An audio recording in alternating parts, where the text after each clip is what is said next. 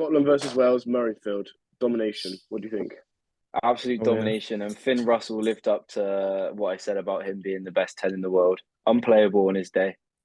Um, yeah, I think obviously we thought that the Welsh back row would have more of an impact. We saw obviously some signs of hope, but as Ram was just saying, it was complete Scottish domination. I don't think Wales got a sniff at all in that game, and there were just stupid mistakes I think made from Wales, and it's like how it was against Ireland last week as well, and it was men versus boys. It was To be awful. honest, men Well, versus you boys. say Wales didn't get a sniff. If Rio Dyer catches that ball from Bigger in the corner just before half time, you're probably looking at a different game there. No, Um, and I know you guys are a fan of Rio Mm. Dyer, but I would like to just say he did show a lot of signs of like sort of immaturity in a rugby sense Yeah, that yeah, game. inexperienced. inexperienced, I think. Yeah. inexperienced. Yeah. Yeah. I mean, do I think he's made so far in a Welsh jersey? He's given Wales more go forward, and he's shown more signs of, potential than Louis Rees-Zammit, as opposed to just finishing a try from 5, 10 meters out. Yeah, I do. Okay. About that whole 5-10 meters comment. If he's the fastest player on the pitch, there's no way that he can only score from 5 or 10 meters. He can score from anywhere on the pitch. Yeah. Yeah, but what I'm trying to But say, if you look like it's physics. If he can run 100 meters in 10 seconds, he can score. I'm just trying to say That's a this. number of tries he scored at That'd be international physics. level. All right, not physics, but you know what I mean. Tries he scored at international level, Louis Rees-Zammit Science. have typically been tries where the work's been done for him. That's all I was trying to Yeah, say. But Yeah, but yeah, that's his job. He's a winger. He's a finisher. If he it's his does job. that perfectly but and the best in the world, then that's what I'm trying to say. Listen, why would you not play him? Louis Rio Dyer's a Rees-Zammit player. is he'll be back to full fitness come the next round of the Six And then Nations. we can give him a fair, I yeah. I I will bet my house that he will start. I'm not sure who he's going to start over. Whether they decide to keep Rio Dyer and who No. was the other winger? Josh Josh Adams. Adams. Josh Adams. No, they'll probably keep Josh Prob Adams, get rid of Rio Dyer. Mm. Um, and look, he's dangerous. He scores most games he plays in, and if someone's that yeah. fast, you can never leave that side of the pitch unguarded That's because he valid. scores. He even when he doesn't get the ball and he has a quiet game, he's still affecting the game because you're always aware of And how fast he is. teams against Ireland that would pin and kick in corners, just having that speed to be able to get across the pitch is vital these days for territory Yeah. gain, possession, things like that. So guys, looking at the Scotland game from a tactical perspective, what do we think Scotland did in terms of, just completely shutting Wales out of that game and not really giving They, Wales a chance to Well, oppose they themselves? just did again, they just did the basics right. That's the main thing. And I think Wales looked a lot more physical. Their forwards are a lot better, being the younger players against the Scottish. But I just think personally it was more a physical game, and I think Scotland just done the basics well, in my opinion. they did exactly what they did against England, which was just be clinical. Every Mm. chance they got, they took. They scored every time they got a chance. And then you contrast that with Wales. They had so many entries into the 22, especially in that first half, and they just couldn't convert. Even they couldn't even get 3 points from most of their visits. And then Scotland with Finn Russell, 3 assists.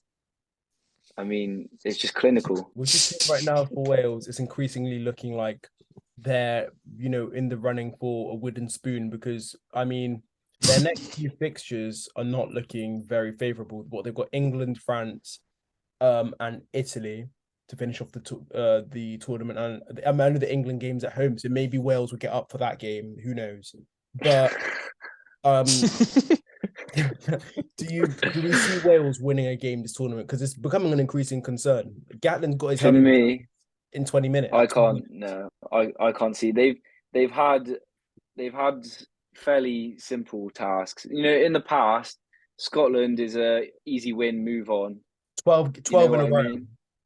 Yeah, but that's probably I'd say Scotland is probably in the past it's been one of the most basic wins for them in this competition. Mm. Italy have shown they can beat Wales. The pressure's on Wales. It's not on Italy, and that's the wooden spoon game.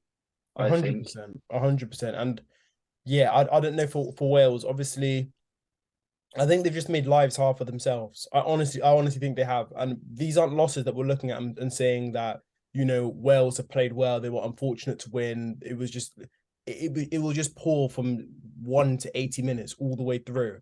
On So the other side of that, though, they Mm. did show like a lot of players that could be test players for the long foreseeable future, like what Jack Morgan, Tommy Raphael, Christ, were they whatever his name were is. they allowed to get into the game? Because I'm pretty sure Christ had No. 2 or 3 carries. Yeah, I was going to say that. Chunza, obviously, Tally, you would have been very excited to watch him get his, is it first start?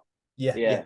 And he had very little touches on the ball, which for me as well, I was disappointed to see because he's such an exciting young player and he's a player that needs to get his hands on the ball as much as possible. But for some reason, they just didn't allow him to come into the game. 100%. And obviously, Warren Gatlin is a legend of the game completely. Where do you now start to look at Wales results and say it's the players? Because obviously in Pivac's tenure, people were saying it's completely Pivac. He's got the tactics wrong. But when do you start to separate? Currently, it was before Pivac. It was way before Pivac. I thought the issue was there. The players have always Wales were been never this bad under Gatlin. So when do you separate the players from the coach and start to maybe say it's the tactics? Maybe Wales are playing that game than these results. Well, when you look at that game and you're looking at specifically at the Wales-Scotland game, you're looking at loads of individuals that didn't perform. Chunza didn't get his hands on the ball enough. Tommy Raphael, who's known for his ability to jackal, I didn't see him getting any turnovers. Rio Dyer made some errors, inexperience. Yeah, Dan Bigger was pretty much like dreadful. He was just not there. Useless. Yeah, he was dreadful. I think he needs to be dropped because he's been poor the past few games. Reece Patch will look better off the bench. So you need to look at the players in this situation. I mean, Gallen's a proven coach. He's a coach that has done so much with this Welsh, well, not this Welsh team, with previous Welsh teams. Yeah, with Wales. Yeah. So you can't really, especially after 2 games, the finger can't be pointed at Gatlin. 100%. And I guess on the other side of things, we're looking at Scotland now. Are Scotland contenders? That's no. question. Yeah. I mean, one thing you would say is they haven't had to play France or Ireland yet, but they've got a home game against Ireland, and they're confident as well. And obviously with Finn Russell as well, anything can happen. And I'd like to reiterate that point because he can win matches out of nothing. I'm just saying Scotland aren't beating Ireland or France, in my opinion. No, I wouldn't put them as contenders. I think the game against, I think they're more likely to be Ireland than France, to be honest. I don't know why. I know what you mean. I can see them beating France. I can't see them beating Ireland for some reason. I said the other way around. Why I potentially agree with what Rohan said with them beating France is because you guys shoot me if I'm wrong, but on Saturday they'd be a very poor Welsh team, and the first opening game I think they'd be an English team, which is nowhere near as good as. And I know England only just beat Italy, but if you look at how well England reformed this weekend and how much of a new side England are, you can make the argument that if this English team played against Scotland opening game, it's a different result. So are we maybe overestimating how good Scotland are? Do you know what I mean? Yeah, 100%. Did Scotland truly beat good opposition? No. I think they can test good opposition. Maybe not win, but because they might not have the close out that other teams have. But I definitely think they can compete with the good teams, to be honest. In a few years' time, they'll be able to compete with big teams. But I don't think right now that even contenders for the Six Nations or the World Cup at all.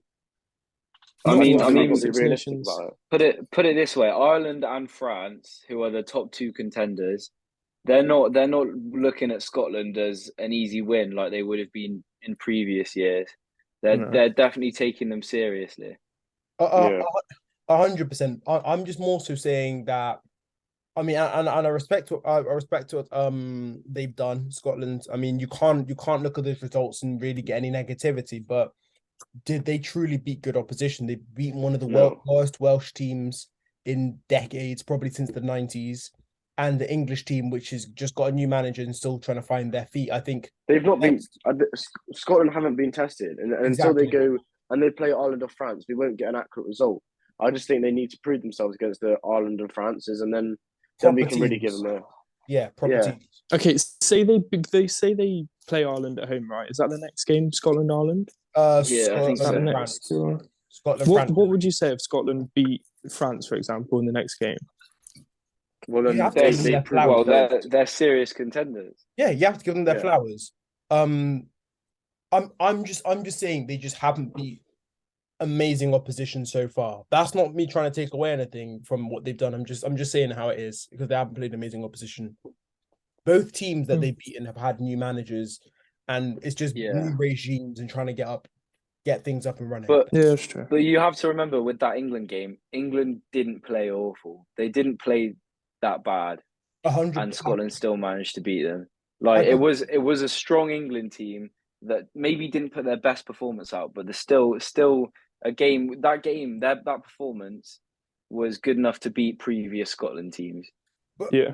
could you not make the argument that with guys like maybe Ollie Lawrence playing, giving England go forward, and then obviously how the pack was revamped this weekend, I think that this English team that played this weekend beat Scotland in round one. I honestly think It probably does. Yeah. But it didn't happen, did it? So it's very much saying hypothetical. But Scotland still played well they played really well against England. They shut the full pack down and they dominated the territory, the tactics, all of it. So you can't really put them down for that because England didn't have Jack Willis and Ollie Lawrence. That's in effect what you're saying.